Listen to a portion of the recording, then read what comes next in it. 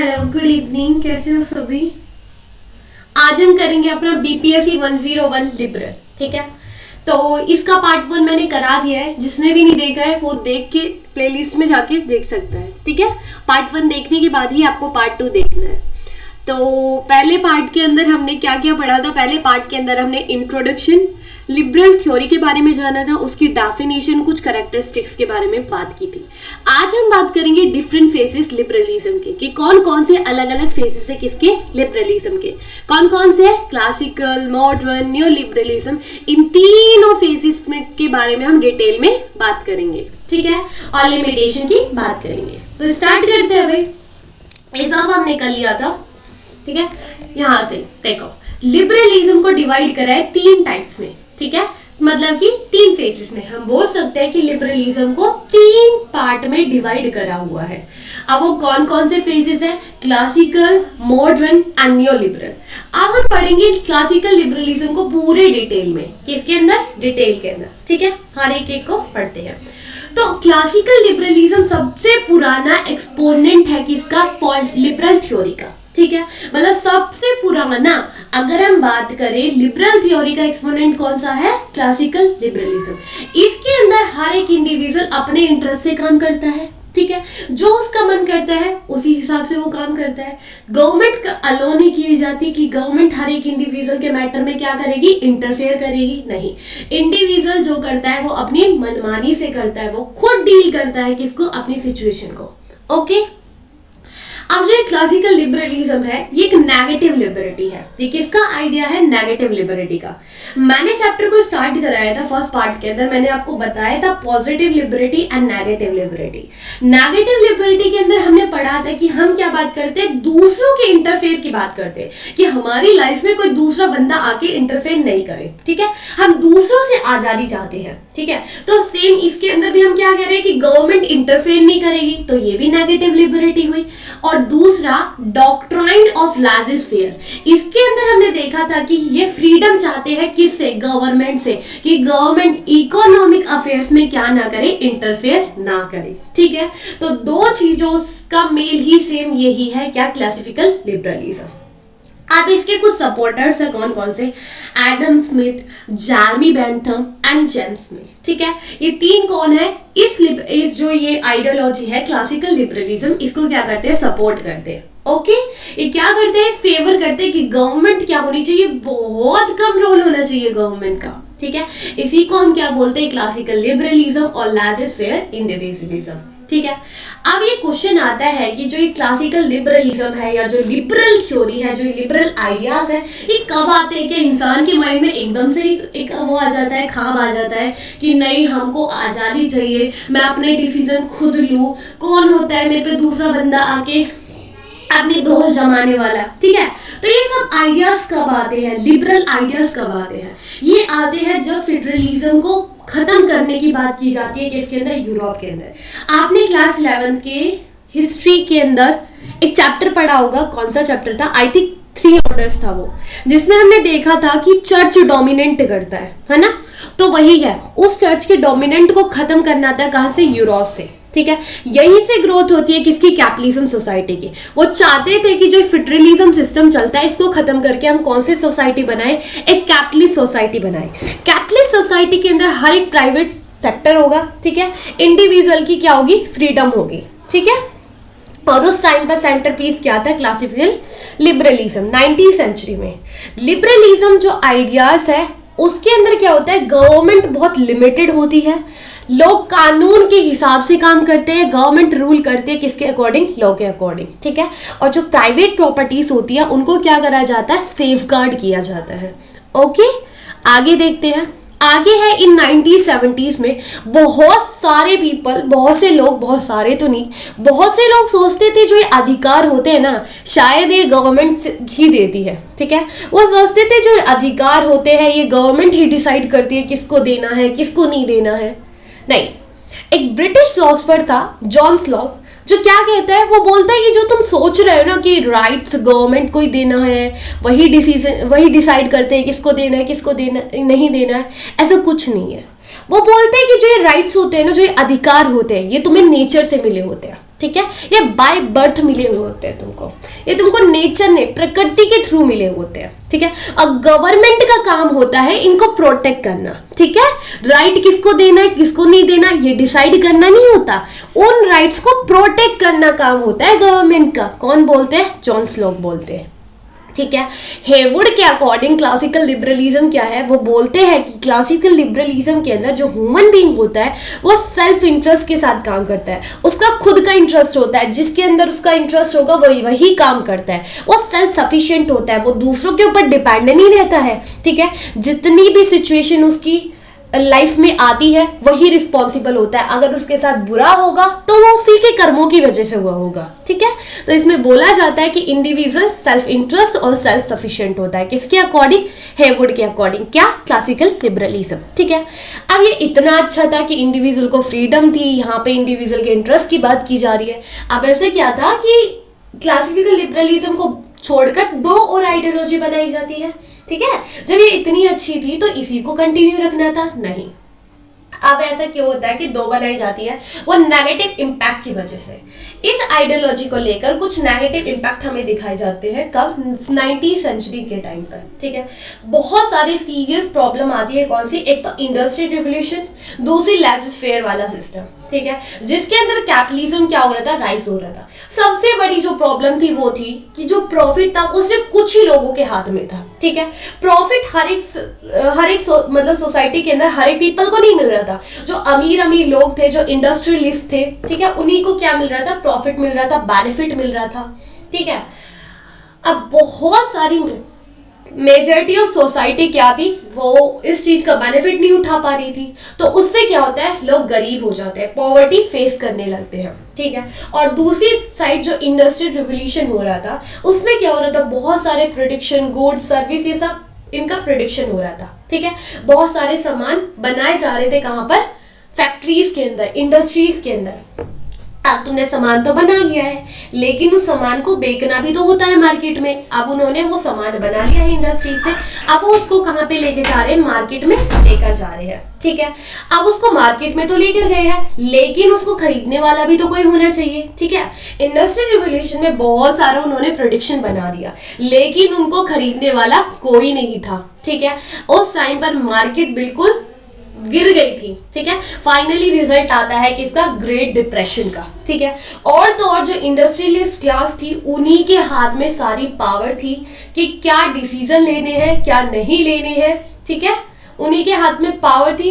Economic decision ही नहीं, जितने political, social जितने भी डिसीजन थे वो गवर्नमेंट का कोई रोल नहीं था सोसाइटी में, ठीक है। तो क्लासिकल लिबरलिज्म का ये सबसे बड़ा ड्रॉबैक है। क्या? ये जो 19वीं सेंचुरी में हुआ था, तो ठीक है। अब हम देखते हैं मॉडर्न लिबरलिज्म, जिसको हम वेलफेयरिज्म भी बोलते हैं। 20वीं सेंचुरी में क्या होता है कि बहुत सारी वर्किंग क्लास, आप देखो इंडस्ट्रियल रिवोल्यूशन होता है तो उससे वर्किंग क्लास एमर्ज होती है। अब क्वेश्चन कर रहे थे क्लासिकल लिबरलिज्म को लेकर, बहुत सारे आर्ग्यूमेंट हो रहे थे। जो नेगेटिव लिबर्टी को सपोर्ट करते थे, लेज़र फेयर मार्केट को सपोर्ट करते थे, उनसे बहुत सारे आर्ग्यूमेंट करे जा रहे थे, ठीक है। इसके अंदर क्या था? कैपिटलिज्म जो इकोनॉमी थी उसके अंदर जो वर्किंग क्लास थी वो बिल्कुल डिप्राइव हो गई थी, वो बिल्कुल नीचे गिर गई थी शेयर्स की वजह से, ठीक है। अब एक नई फॉर्म ऑफ लिबरलिज्म आती है, कौन सी? मॉडर्न लिबरलिज्म, ठीक है, जिसको हम वेलफेयरिज्म भी बोलते हैं। अब तुमने लोगों को डुबा दिया है, पॉवर्टी में पहुंचा दिया है, तो वेलफेयर तो करना ही पड़ेगा, ठीक है। तो इसलिए एक नई आइडियोलॉजी आती है, क्या? वेलफेयरिज्म, ठीक है। जो इसके थिंकर्स थे वो बिलीव करते थे कि जो गवर्नमेंट होती है ना, वो कोई रुकावट नहीं होती है। गवर्नमेंट क्या करती है? जो इंडिविजुअल की फ्रीडम के अंदर जो रुकावटें आती है, जो ऑब्स्टिकल आती है ना, उनको रिमूव करती है गवर्नमेंट। तो सपोर्ट करते हैं कि गवर्नमेंट भी होनी चाहिए, ठीक है। जॉन शॉर्ट मिल 1806 और 1703 के अंदर क्या करते हैं? इंट्रोड्यूस करते हैं कॉन्सेप्ट किसका? पॉजिटिव लिबर्टी का। ये क्या करते हैं? मेनली ट्रांजिशन करते हैं नेगेटिव से पॉजिटिव, मतलब नेगेटिव से पॉजिटिव लिबरलिज्म लेकर आते हैं, ठीक है। आगे जेएस मिल, टीएच ग्रीन, एलटी होमो बोहोस, क्या नाम है इसका, एचजे लस्की, ये क्या करते हैं? डेवलप करते हैं किसको? पॉजिटिव कॉन्सेप्ट ऑफ लिबर्टी, कि हमको पॉजिटिव लिबर्टी लेके आनी है, ठीक है। और यही डेवलप करते हैं किसको? पॉजिटिव लिबर्टी को, किसको? जो हमने मॉडर्न आइडियोलॉजी हम पढ़ रहे हैं, ठीक है। और तो और एक इंपॉर्टेंट नोट करने की बात यह है कि जो पॉलिटिकल थॉट है जो हम पढ़ रहे हैं, ये वेलफेयर सोसाइटी, ये पहले कहाँ पे आई थी? ये इंग्लैंड के अंदर आती है और धीरे धीरे वर्ल्ड के अंदर हर एक कंट्री तक पहुंच जाती है। जो मॉडर्न वेलफेयर स्टेट है, ये पहले कहाँ पे प्रैक्टिस होती थी? ये इंट्रोड्यूस हुई थी ब्रिटेन और अमेरिका के अंदर। और लेकिन ऐसा नहीं था कि नॉर्मल जो आज के टाइम पर है गवर्नमेंट, जो मॉडर्न वेलफेयर गवर्नमेंट है, पहले भी ऐसी थी? नहीं। पहले क्या था? पहले यूजुअल फॉर्म नहीं थी, पहले थी पेंशन दी जाती थी, unemployment benefit, subsidize medical care, family allowance, government fund, high education. ठीक है, गवर्नमेंट क्या करती है? हाई एजुकेशन के लिए फंड प्रोवाइड करती थी। ठीक है, तो ये सब चीजें हमें दिखती थी किस टाइम पर? वेलफेयर के लिए। तो इसलिए हम इसको वेलफेयरिज्म भी बोलते हैं।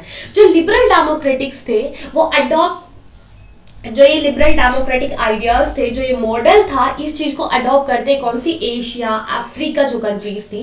पहले क्या था? इंडिया के ऊपर कौन रूल करते थे? ब्रिटेन वाले लोग। ब्रिटिश जो इंसान लोग थे, जो ब्रिटेन की कंपनी थी, वो हमारे ऊपर अपना कंट्रोल करके रखी थी ना।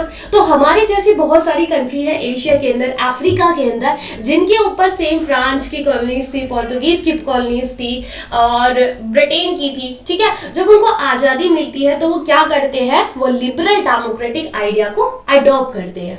ठीक है, तो यही बोला गया है इसके अंदर। अब ये भी इतना अच्छा था, गवर्नमेंट भी अच्छी खासी चल रही थी। अब इसमें क्या होता है, इसकी कैसे गिरने की तबाद आ जाती है, तो देखते हैं। जो प्रोसेस था किसका? मॉडर्न लिबरलिज्म का, वेलफेयरिज्म का, ये गिरता है कब? फर्स्ट वर्ल्ड वॉर के टाइम पर। अब फर्स्ट वर्ल्ड वॉर आता है, बहुत सारी कंट्रीज थी जैसे जर्मनी, ऑस्ट्रिया, हंगरी,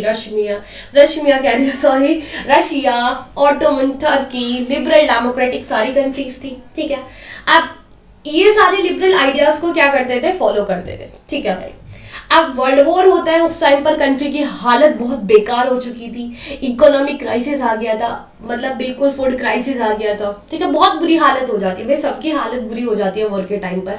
ठीक है, अब उस टाइम पे गवर्नमेंट का कंट्रोल था। अब लोग क्या कह रहे थे? भाई गवर्नमेंट तो नहीं होनी चाहिए। ठीक है, अब ये जो वॉर हुआ था फर्स्ट वर्ल्ड वॉर का, इस टाइम पर क्या करते हैं? जो यूरोप की कंट्रीज है वो एक ट्रीटी साइन करते हैं जिसको बोलते हैं ट्रीटी ऑफ वर्साइल। ठीक है, ये क्या करते हैं? बोलते हैं कि देखो हम एक दूसरे को सपोर्ट करेंगे, मतलब जो अदर कंट्री है वो सपोर्ट करेंगे कि वो दोबारा से अपनी कंट्री को रीशेप कर पाए। ठीक है, डेवलप कर पाए। ठीक है, तो इसलिए ट्रीटी ऑफ वर्साइल क्या करी जाती है? साइन करी जाती है। और लीग ऑफ नेशन को बनाया जाता है किस सोच में? वो सोचते हैं कि लीग ऑफ नेशन बनाएंगे तो ये क्या करेगा? जितने भी इंटरनेशनल डिस्प्यूट होंगे उनको सेटल करेगा। ठीक है, और पीसफुली मैनर से, मतलब कि जो भी कंट्रीज के अंदर जो भी फसाद होगा उन सबको पीसफुली मैनर से उन सबको सुलझा दिया जाएगा। ठीक है, अगर आपको पता हो आज के टाइम पर यूनाइटेड नेशन है, ठीक है, वो कब बनाया गया था? 24 नवंबर 1945 में, आई थिंक यही था शायद से। हाँ यही है। ठीक है, यूनाइटेड नेशन बनाया गया था। ये बुक में नहीं है लेकिन मैं आपको बता रही हूँ। देखो, लीग ऑफ नेशन बनाया जाता है फर्स्ट वर्ल्ड वॉर के बाद। किस होप में बनाया जाता है कि आगे से जितने भी वॉर होंगे ना उनको पीसफुली सेटल कर दिया जाएगा। लेकिन आप सभी को पता होगा फर्स्ट वर्ल्ड वॉर के बाद सेकेंड वर्ल्ड वॉर भी होता है। ठीक है, तो इसका मतलब लीग ऑफ नेशन नहीं चल पाया। ठीक है, तो लीग ऑफ नेशन के हटा दिया जाता है। फिर सेकेंड वर्ल्ड वॉर के बाद किसको बनाया जाता है? यूनाइटेड नेशन को। ठीक है, तो वो भी सेम यही काम करता है। ठीक है, अब क्या होता है? सेकेंड वर्ल्ड वॉर जब होता है तो उस टाइम पर गवर्नमेंट रूल करती है। अब लोग क्या कह रहे थे कि गवर्नमेंट का रूल होगा तो भाई हमको वॉर फेस करना पड़ेगा। अब इसके बाद नए नए लीडर्स एमर्ज होके आते हैं, जो कि हिटलर। ठीक है, अब कौन सी गवर्नमेंट आती है? हिटलर गवर्नमेंट आती है, जिसमें नाजी, सोवियत कम्युनिज्म, ये सारे हीरो निकल कर आते हैं। ठीक है, तो अब एक और नई फॉर्म ऑफ गवर्नमेंट है, कौन सी? न्योलिबरलिज्म। क्लासिकल लिबरलिज्म को ही मॉडिफिकेशन करके न्योलिबरलिज्म को बनाया गया है। ठीक है, पहले इंडिविजुअल क्या करता था? अपनी खुद की राइट होता था। ठीक है, फिर उसके बाद ग्रेट डिप्रेशन आता है, फिर उसके बाद दोबारा से गवर्नमेंट का रूल बोला जाता है। अब गवर्नमेंट का रूल भी नहीं झेल पाते लोग, तो लोग क्या करते हैं? क्लासिकल लिबरलिज्म को ही मॉडिफाई कर देते हैं और क्या लेकर आते हैं? न्यो लिबरलिज्म लेकर आते हैं। ठीक है, आज के टाइम पर इसको लिबर्टेरियन और लीजिस फेयर इंडिविजुअलिज्म भी बोलते हैं। ठीक है, ये क्या बोलते हैं? वेलफेयर स्टेट को क्रिटिसाइज करते हैं। ये बोलते हैं कि गवर्नमेंट का कोई कंट्रोल नहीं होना चाहिए इकोनॉमिक एक्टिविटीज के अंदर। ठीक है, और इसके मेजर जो सपोर्टर है वो कौन है? मिल्टन फ्रीडमैन, रॉबर्ट नॉजिक, ठीक है, ये दो क्या है, इसके सपोर्टर है, नाम याद रखना है, ठीक है। जो न्यू लिबरलिज्म है इसमें पूरी ऑटोनॉमी किसकी होती है, सिंगल इंडिविजुअल पर्सन की होती है, उसको आजादी होती है, ठीक है। पॉलिटिकल स्फीयर के अंदर जो न्यू लिबरलिज्म है इसके अंदर जो मैन होता है वो इकोनॉमिक एक्टिविटीज को एक्टिवली पार्टिसिपेट करता है, उसके ऊपर कोई रिस्ट्रिक्शन नहीं होती है, ठीक है। और वो क्या करता है, एक ट्रू प्रोग्रेस अचीव करता है पूरी प्रोस्पेरिटी के साथ, ठीक है। जो मार्केट होती है वो बिल्कुल फ्री कंपटीशन होता है, उसके अंदर कोई कंट्रोल नहीं होता है, किसका कोई डोमिनेंट नहीं होता है, और यही होती है लेज़र फेयर क्या होती है, इकोनॉमी, ठीक है। आगे ये प्रमोट करता है गवर्नमेंट का बहुत ही कम रोल होना चाहिए इकोनॉमिक सोशल अफेयर्स में, और तो और जो ट्रेड होनी चाहिए वो भी क्या होनी चाहिए, प्राइवेट होनी चाहिए। फ्री ट्रेड के अंदर भी क्या होना चाहिए, फ्रीडम होना चाहिए। जो न्यू लिबरलिज्म है ये थोड़ा सा अलग है किसी मॉडर्न लिबरलिज्म से, क्योंकि मॉडर्न लिबरलिज्म क्या था, उसके अंदर गवर्नमेंट का कंट्रोल था, लेकिन इसके अंदर नहीं है। लेकिन जो ये दोनों आइडियोलॉजी है ये किसकी जड़ से बनी है, क्लासिकल लिबरलिज्म के अंदर, ठीक है। 19वीं सेंचुरी में बहुत सारे सपोर्टर्स थे इकोनॉमिक लेजिस्लेचर के, फ्रीडम की बात करते थे, इन सब की बात करते थे, ठीक है, जो चाहते थे कि गवर्नमेंट का बहुत ही कम रोल होना चाहिए, ठीक है। एक इकोनॉमिक्स है कौन, एडम स्मिथ, जो आर्ग्यू करते हैं कि जो मार्केट है ना वो कंट्रोल में नहीं होनी चाहिए, किसके, गवर्नमेंट के, ठीक है। मतलब किसी को नहीं पता होना चाहिए मार्केट किसके कंट्रोल में, इनविजिबल हैंड होनी चाहिए किसके अंदर, मार्केट के अंदर, ठीक है। और गवर्नमेंट इंटरफेयर नहीं करेगी किसके अंदर, मार्केट के अंदर। अब मॉडर्न ट्रेडिशन की बात करते हैं। मॉडर्न ट्रेडिशन क्या है, आज के टाइम पर फोकस किया जाता है इंडिविजुअल की फ्रीडम पर, पॉवर्टी के ऊपर, गरीबी के ऊपर, अनइक्वालिटी, डिसीज, डिस्क्रिमिनेशन, इन सब को देखा जाता है किसके अंदर, न्यू लिबरलिज्म के अंदर। नेशनल इकोनॉमिक्स क्या करते हैं, उन्होंने एक न्यू एरा भी देखा है, इकोनॉमिक ग्लोबलाइजेशन, जिसके अंदर प्रमोट किया जाता है कि इसको फ्री मूवमेंट ट्रेड होनी चाहिए, ठीक है। इंटरनेशनल जो कैपिटल्स होते हैं, मतलब जो सामान होते हैं, उनका फ्रीली क्या होना चाहिए, मूवमेंट होना चाहिए एक से दूसरी कंट्रीज में, ठीक है। 90s में इंडिया ने भी क्या अडॉप्ट करा था, लिबरलाइजेशन पॉलिसी क्या करी थी, अडॉप्ट करी थी, किसने, राजीव गांधी ने क्या करा था, अडॉप्ट किया था। तो 90s में जो लिबरलाइजेशन है, बहुत सारी कंट्रीज क्या कर रही थी, इसको अडॉप्ट कर रही थी, और इसमें क्या होता है, फ्रीली ट्रेड होता है, आप दूसरी कंट्री से क्या करते हो, इंपोर्ट करते हो एंड एक्सपोर्ट करते हो, ठीक है।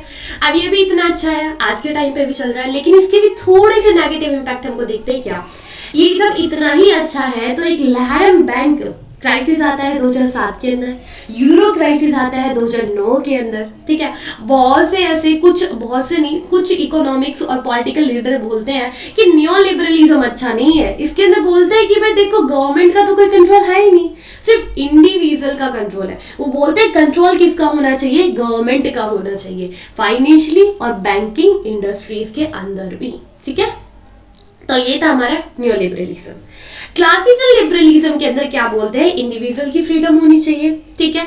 उसके बाद हमने क्या पढ़ा था, उसके बाद हमने मॉडर्न लिबरलिज्म, जिसको हम वेलफेयरिज्म में बोलते हैं, उसके अंदर हमने गवर्नमेंट का रोल पढ़ा था। न्यू लिबरलिज्म के अंदर क्लासिकल को ही क्या कर दिया, मॉडिफाई कर दिया और उसी को ही न्यू लिबरलिज्म बना दिया। तो 3 आइडियोलॉजी थी, आई होप आपको समझ आ गई होगी, ठीक है।